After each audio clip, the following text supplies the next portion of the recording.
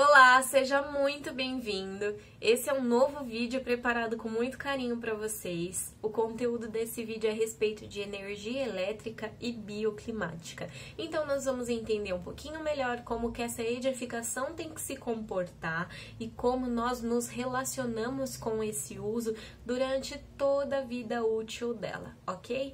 Então vamos olhar pelo princípio, né, a respeito da energia elétrica hoje.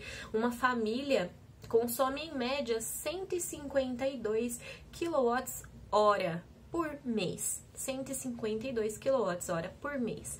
E dependendo, é claro, de cada região, cada quilowatt vale 82 centavos. Então a média de consumo é de R$125. Então essa é uma média, claro que existem famílias que consomem um pouquinho mais, um pouquinho menos, mas na média é esse o volume de consumo das famílias. O que vale lembrar disso, né, é que hoje a gente está com uma tarifa média, a gente tem um custo mais ou menos equilibrado com relação à energia elétrica.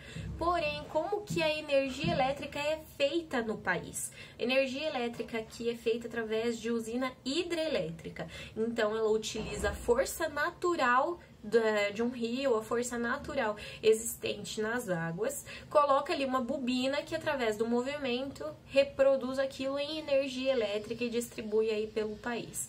O que acontece? Hoje nós temos aí um crescimento populacional, um avanço nas tecnologias, nós consumimos muito mais energia elétrica e com o passar do tempo a gente vai precisar de mais fornecimento de energia elétrica, ok? Isso vai acontecendo com o passar do tempo, o que nós temos hoje não será suficiente. Mesmo tendo em vista que a energia gerada através de uma hidrelétrica é uma energia limpa, porque ela não tem queima, não tem nenhum tipo de produção de CO2, na verdade ela causa desmatamento, ela causa outros problemas ambientais. E hoje a gente já utiliza muito do nosso potencial natural para gerar energia. O correto é que a gente utilizasse um pouquinho mais de energia gerada através dos ventos, energia eólica. Não existe no país uma usina capaz de atender a esse crescimento populacional e a gente precisaria então ter realmente um investimento na criação de novas usinas de geração de energia elétrica. O que eu quero que você entenda com isso?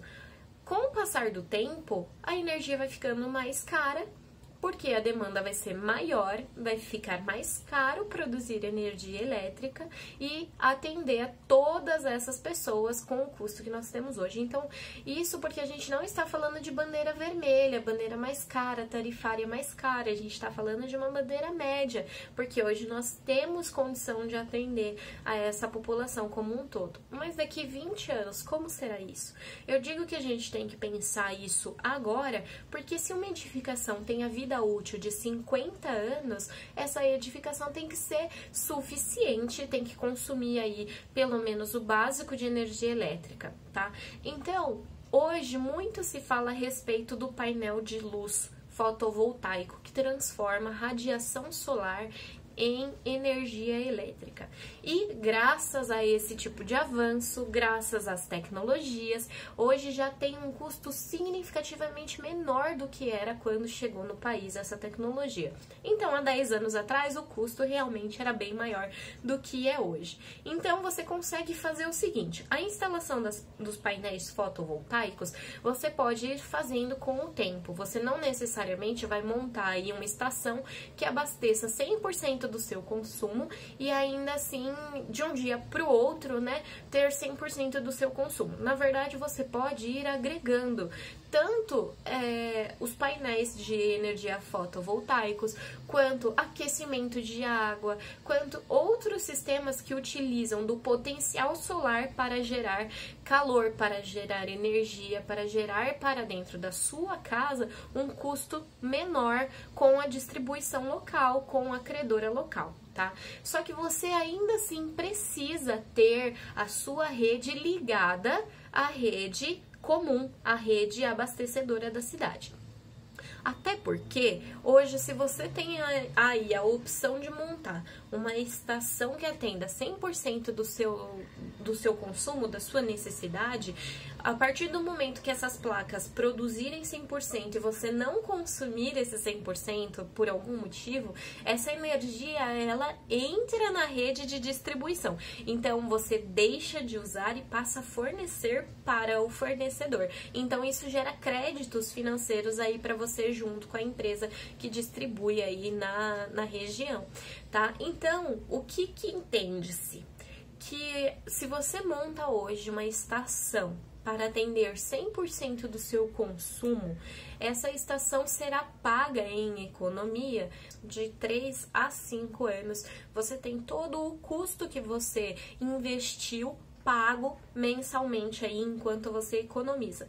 A partir disso, considerando que a vida útil de um painel fotovoltaico é de 25 anos, você vai ter pelo menos 20 anos sem pagar conta. Então, essa é a ideia de um painel como esse ser instalado dentro de casa. É você suprir essa necessidade, é você eliminar a necessidade de ter aí uma rede de distribuição para que você tenha energia elétrica dentro de casa. Por que esse assunto é correlato com o bioclimático? Porque se essa edificação tem aí a vida útil de 50 anos e hoje a gente já tem um alto consumo energético, imagina com o passar do tempo que esse consumo, além de ser mais caro, muito provavelmente aumente. Nós estamos falando de mudanças climáticas, nós estamos falando aí de custos para você manter essa edificação confortável. Então, a hora que você faz o planejamento dessa construção, um quarto, por exemplo, que tenha a ventilação, a iluminação viradas para o sol da tarde, que é um sol poente, é um sol muito mais quente do que é o sol da manhã. Então, toda essa radiação nessa parede, nessa janela, vai fazer com que esse quarto seja um quarto mais quente, né? Por conta dessa radiação. Com o tempo, o único jeito de você permanecer dentro desse ambiente, desse quarto, desse cômodo, é se você fizer o uso de um ventilador, de um climatizador, de um ar-condicionado. Então, você estar dentro da sua casa, condicionada ao uso permanente de um equipamento para que aquele ambiente fique confortável, é irreal. É irreal, porque o correto é que ele seja eficiente e dias atípicos, dias fora do normal, que faça um excesso de calor, você possa escolher entre fazer o uso ou não de um climatizador.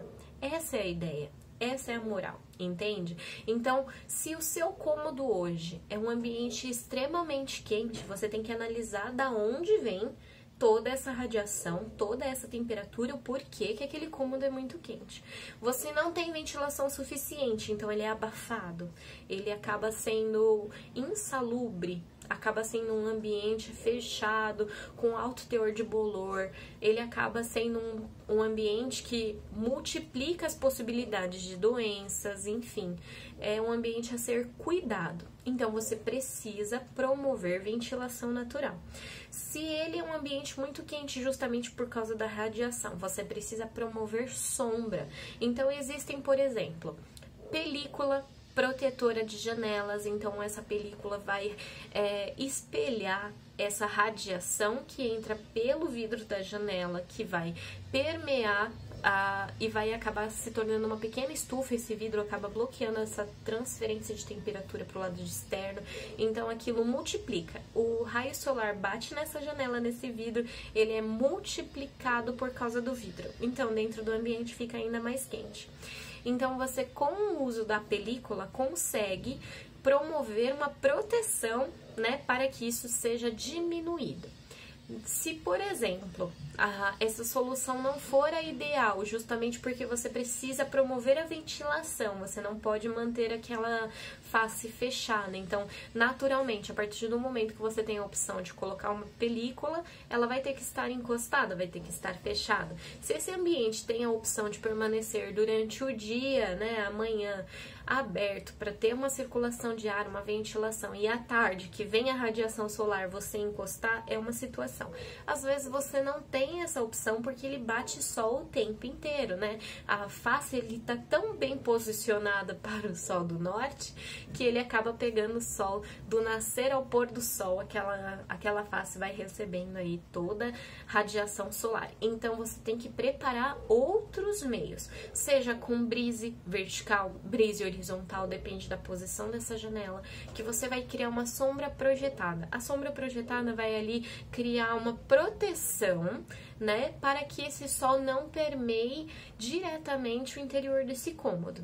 E aí você promove ventilação com átrium, com ventilação com clarabóia, ventilação com sistemas que fazem o ar quente subir e ter exaustão na parte superior, porque é assim que o ar funciona. O ar quente sobe, o ar frio fica mais embaixo, então conforme ele for subindo, você vai promovendo uma troca de ventilação. Então você tem que ter saída, um exaustor, você vai ter que ter aí um sistema para que todo esse ar tenha transferência, porque senão ele só vai se acumulando e não resolve o problema. E aí, o que você pode fazer também? Se, por exemplo, é a parede que recebe muito sol e aquela parede se esquenta demais por conta realmente da exposição ao sol e por conta de ser um material pouco refratário, ele é pouco eficiente na resistência térmica e consequentemente acústica. Então você pode fazer uma proteção naquela parede. Como que você faz uma proteção numa parede existente? Você pode fazer uma segunda parede para dentro do cômodo com um material mais resistente à transferência de temperatura. Então ele vai ser um isolante. Esse isolante pode ser feito como? Você pode usar lã de pet para revestir a parede, depois você faz um acabamento em cima da lã de pet com perfil metálico, aplicação de uma placa, e você consegue fazer esse acabamento. Ou então você pode utilizar tijolo ecológico, porque ele tem um poder refratário muito bom, então ele não vai permitir que toda essa transferência de temperatura permeie o cômodo. Então você vai ter que fazer um trabalho nessa parede para diminuir a transferência da radiação solar, da temperatura que vai atingir aquela parede, tá? Se por acaso ela vem do teto, ela tá vindo porque você tem aí na sua casa fibrocimento, né? Em cima, o seu fechamento, o seu telhado é feito com fibrocimento ou com telha cerâmica e acaba transferindo um grande poder térmico do sol que bate ali durante o dia. Então, o que você pode fazer? Se for o caso do telhado de fibrocimento, você pode sobre ele aplicar uma camada de 5 centímetros de altura de seixo de argila. Esse material, ele tem um grande poder aí resistente à térmica e à acústica, tá? Então ele absorve para si aquela temperatura e ele irradia muito pouco. Então o próprio seixo de argila vai ficar quente, só que ele não permite a transferência. O fato de você ter 5 centímetros aí de altura de seixo sobre o seu telhado vai proteger de 5 a 10 graus mais ou menos. Quanto mais seixo você colocar, mais ele vai proteger aí a temperatura para dentro desse cômodo. Mas se você tem aí um telhado feito de cerâmica, o que você vai fazer? É preciso fazer um rebaixo, então você vai fazer um forro, um acabamento para o lado de dentro dessa casa e por cima desse forro aplicar uma manta térmica. Então pode ser uma manta refletiva, pode ser uma manta de PET, que é muito resistente à temperatura também e tem origem reciclada. Então você vai estar fazendo ainda um pouquinho mais pelo meio ambiente, vai estar ajudando aí o meio ambiente, porque é um material de uso reciclado, tá tirando da natureza e tá transformando ele num produto para proteger a sua edificação. Então, o mesmo acabamento da lã de PET que você pode colocar na parede para proteger essa parede, você pode colocar no forro também para proteger a temperatura que vem do telhado, ok? Não esquecendo que a gente precisa fazer uso também da luz natural. Então, Quantas das vezes nós temos ambientes que recebem muita sombra, ou por causa de um lote vizinho que tem um prédio, que tem um pavimento superior um pouco mais alto que o seu, e acaba fazendo uma grande sombra projetada sobre a sua casa, e você tem um ambiente pouco iluminado. Promover a iluminação natural também vai ajudar a diminuir aí o seu consumo energético. E a gente tem algumas opções no mercado para isso, né? Então você pode, com ajustes projetuais, como claraboia novamente, como átriums, enfim, diversos tipos de sistemas de abertura zenital, então são aberturas no teto, no forro, que vão promover a entrada de luz natural, ou então você pode utilizar lâmpadas refletivas, lâmpadas de LED. O legal é que hoje, por conta desses avanços, a gente tem muita opção no mercado.